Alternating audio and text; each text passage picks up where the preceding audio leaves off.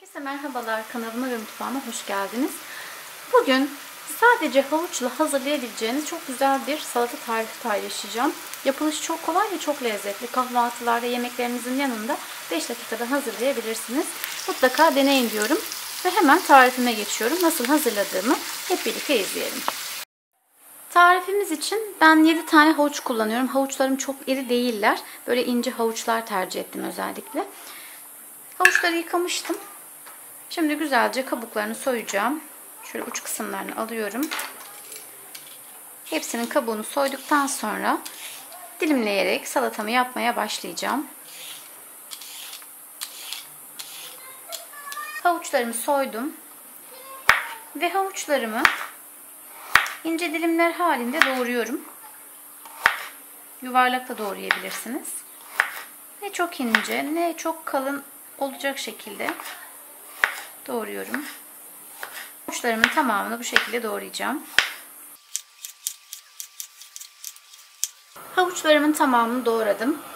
Şimdi tavaya 4-5 yemek kaşığı kadar sıvı yağ alıyorum. Ve doğradığım havuçlarımı sıvı yağın üzerine boşaltıyorum. Ocağımın altını biraz kısacağım. Havuçlarımı şöyle bir çeviriyorum.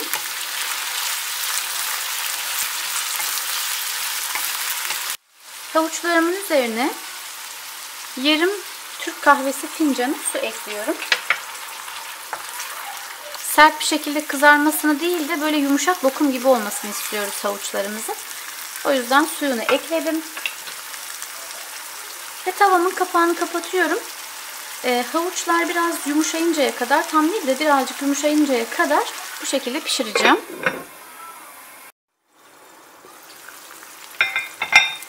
Havuçlarımız yumuşamaya döndü. Havuçların üzerine şöyle kaşığın ucuyla çok az tuz koyuyorum. Şöyle bir karıştıralım. Sonrasında burada 2 diş sarımsağım var. Sarımsakları da şöyle bir eziyorum.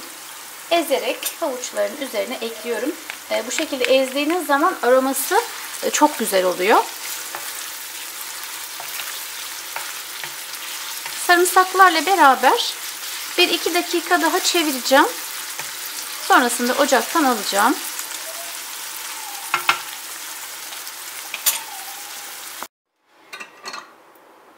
Ve şimdi pişen havuçlarımı şöyle alıyorum arkadaşlar. Yağını biraz fazla koymuştum özellikle. Şimdi o yağ ile sos yapacağım. Servis tabağıma alıyorum havuçlarımı.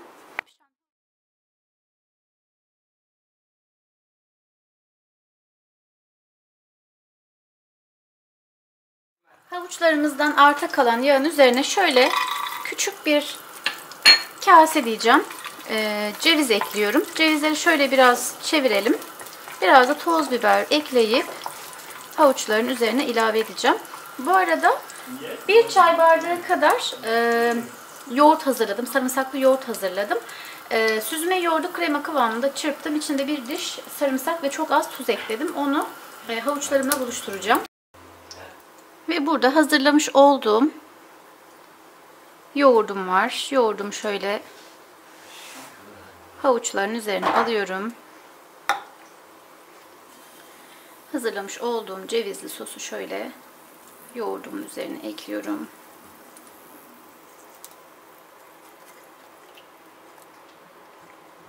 Dereotu serpiştireceğim üzerine.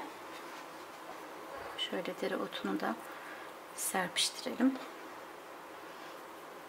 Çok lezzetli, çok güzel bir salata oluyor. Misafiriniz geleceği zaman çaya olsun, yemeklerin yanına olsun, hatta kahvaltıya bile hazırlayabilirsiniz. Gerçekten hem çok lezzetli hem çok pratik bir salata. Denediğiniz zaman emin olun siz de çok beğeneceksiniz. Hemen şöyle bir çatal alıyorum.